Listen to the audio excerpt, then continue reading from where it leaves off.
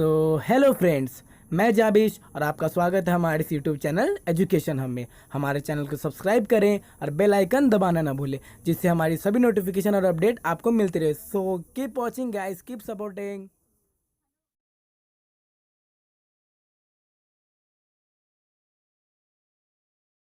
Hello everyone, कैसे हैं आप सब। और आपका बहुत बहुत स्वागत है हमारे इस यूट्यूब चैनल जिसका नाम है जाबिश फिजिक्स। तो अब हम लोग डिस्कस करेंगे क्लास 12 के second chapter electrostatic potential and capacitance के एक बहुत ही इंपॉर्टेंट टॉपिक को। है ये छोटा लेकिन इसके यूजेस बहुत ज़्यादा हैं, बहुत ज़्यादा आगे आपको इसके यूज़ मिलेंगे, ठीक है। और इससे बहुत सारे न्यूमेरिकल्स भी सॉल्व होते हैं, ठीक है। तो चलिए आज का जो टॉपिक है वो ये है कि हम आज काम ये करेंगे कि इलेक्ट्रिक फील्ड इंटेंसिटी और इलेक्ट्रिक पोटेंशियल के बीच में रिलेशन निकालेंगे कि एक्चुअल में रिलेशन दोनों के बीच में होता क्या है, ठीक है। तो आज का काम क्या है हमारा, याद रखें, इलेक्ट्रिक फील्ड इंटेंसिटी E और इलेक्ट्रिक पोटेंशियल V, इस दोनों के बीच में हमें रिलेशन निकालना है। तो इस रिलेशन को निकालने के लिए सबसे पहला जो हम स्टेप लेंगे वो स्टेप ये है कि एक फिगर ड्रॉ करेंगे, क्योंकि सारा काम उस फिगर पे ही है। तो हम लोग electrostatic potential surface, equipotential surface को समझ चुके हैं, तो उसका यूज़ करेंगे। क्या करना है देखिए, इक्विपोटेंशियल सरफेस यूज़ करने के लिए हम सबसे पहले यहाँ पर दो जो है इक्विपोटेंशियल सरफेस ड्रॉ करते हैं, ठीक है। तो एक सरफेस ये हो गया,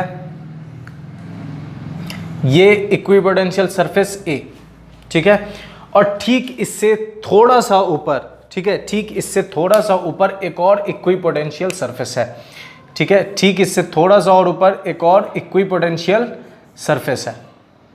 इसे थोड़ा अच्छे से ड्रॉ कर लेते हैं ताकि और बेहतरीन तरीके से आपको समझ में आए, ठीक है। चलिए देखिए, ये एक और इक्विपोटेंशियल सरफेस है, इसे इरेज कर देते हैं, थोड़ा रियलिस्टिक दिखना चाहिए इस वजह से, ठीक है। तो ये इक्विपोटेंशियल सरफेस A है और ये इक्विपोटेंशियल सरफेस B है। अब इस दोनों के बीच में जो डिस्टेंस है, ठीक है, ये A से जब आप यहाँ से यहाँ चलेंगे, ठीक है, इस दोनों के बीच में जो डिस्टेंस है वो एक्चुअली में कितना है, dr, ठीक है। तो सबसे पहला काम क्या करना है, दो इक्विपोटेंशियल सरफेस ड्रॉ करना है, एक है A, एक है B। दोनों सरफेस के बीच में डिस्टेंस कितना, dr, ठीक है। स्मॉल डिस्प्लेसमेंट है, दोनों के बीच में सेपरेशन बहुत ही ज़्यादा कम है, ठीक है। अब देखिए, यहाँ से जो इलेक्ट्रिक फील्ड होगा वो आउटवर्ड की तरफ होगा, मतलब इस दोनों पर जो पॉजिटिव चार्ज है इस वजह से इलेक्ट्रिक फील्ड किधर है, आउटवर्ड। हमें क्या करना है कि ये एक पॉइंट मान लेते हैं O और ये एक पॉइंट मान लेते हैं P, ठीक है। उससे पहले एक चीज़ और देखिए कि ये जो A सरफेस है इसका पोटेंशियल है VA और इसका पोटेंशियल VA जो है वो V है और इसका पोटेंशियल जो है वो है VB is equal to V minus DV। अब आप कहेंगे कि ये माइनस DV क्यों है, माइनस DV इस वजह से है क्योंकि R में सेपरेशन है। कितना R इंक्रीज करा, स्मॉल r इंक्रीज किया है, इस वजह से स्मॉल पोटेंशियल डिक्रीज हो गया, ठीक है।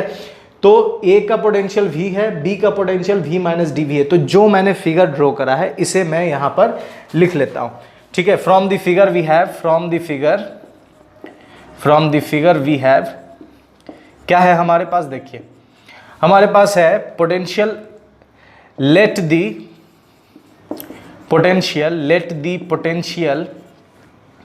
at A is VA is equal to V and at B is VB बराबर V माइनस DV।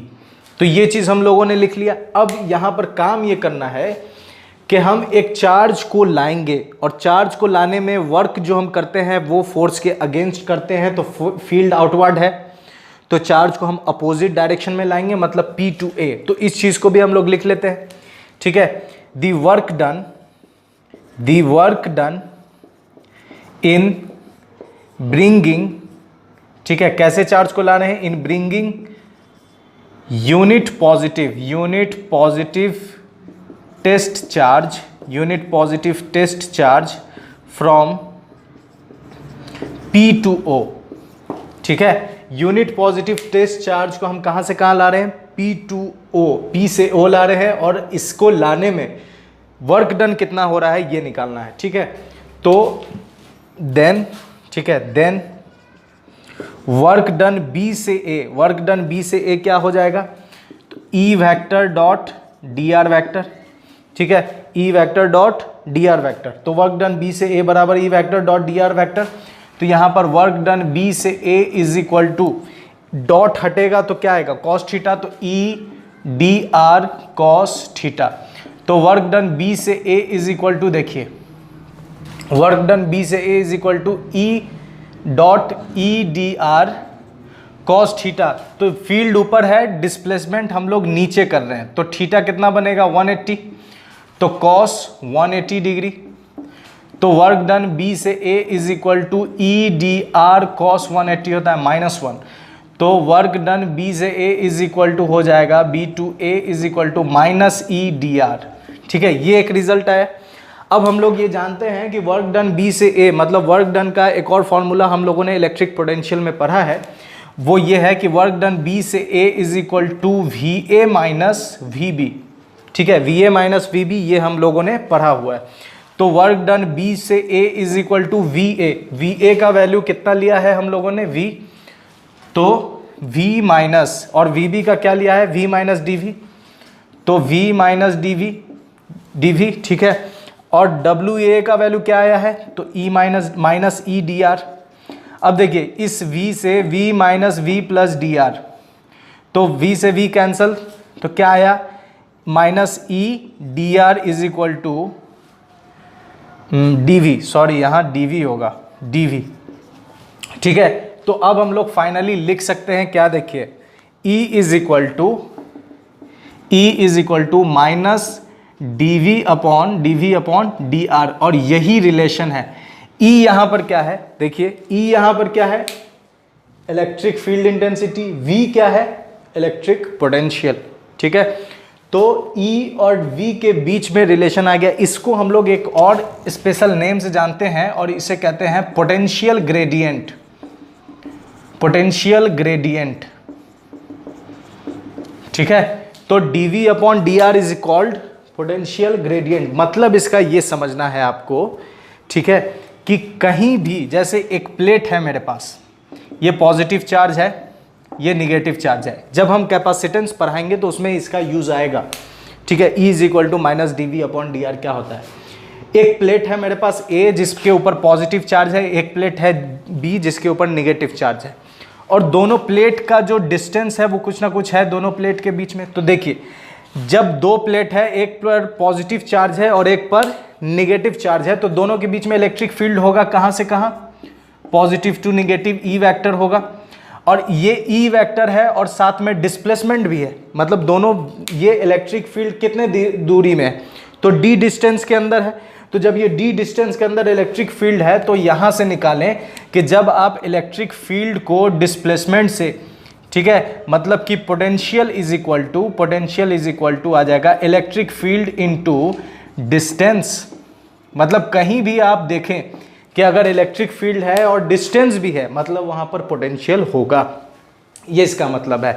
या ये कहें कि जब जब पोटेंशियल डिस्प्लेसमेंट के मतलब की रिस्पेक्ट में चेंज होगा, तो वो क्या देगा आपको, इलेक्ट्रिक फील्ड देगा, ठीक है। जैसे यहाँ पर देखिए ये पोटेंशियल है और हम r डिस्टेंस ऊपर गए या नीचे गए, तो आपको क्या दिखेगा, इलेक्ट्रिक फील्ड दिखेगा, इलेक्ट्रिक फील्ड में बदलाव दिखेगा। बात समझ में आ रहा है। तो ये है हमारा पोटेंशियल ग्रेडियंट, और यही रिलेशन है किसके बीच में, इलेक्ट्रिक फील्ड इंटेंसिटी और इलेक्ट्रिक पोटेंशियल के बीच में। ये जब मैं समझा रहा था तो आपके दिमाग में एक सवाल ज़रूर आया होगा कि वर्क का फॉर्मूला तो होता है फोर्स इनटू डिस्प्लेसमेंट, तो यहाँ पर E क्यों आया। तो याद करें, ये मैंने पहले बताया है कि फोर्स इज इक्वल टू होता है चार्ज इनटू इलेक्ट्रिक फील्ड, ये पहले हम लोगों ने पढ़ा हुआ है। चार्ज यहाँ पर हम कितना लेकर जा रहे हैं, यूनिट पॉजिटिव टेस्ट चार्ज, मतलब इसके वैल्यू कितने हैं 1।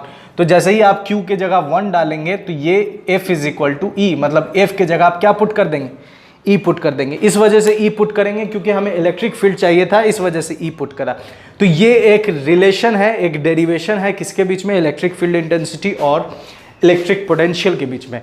तो इसी तरह मेरे साथ बने रहें और मेरे साथ फिजिक्स पढ़ते रहें, और पढ़ने में मज़ा भी आएगा इंशाल्लाह। और अपने फ्रेंड सर्कल में शेयर और सब्सक्राइब करने के लिए कहते रहें, और बहुत बहुत शुक्रिया मेरे साथ बने रहने के लिए। अपना ख्याल रखें। गुड बाय एंड खुदा हाफिज़।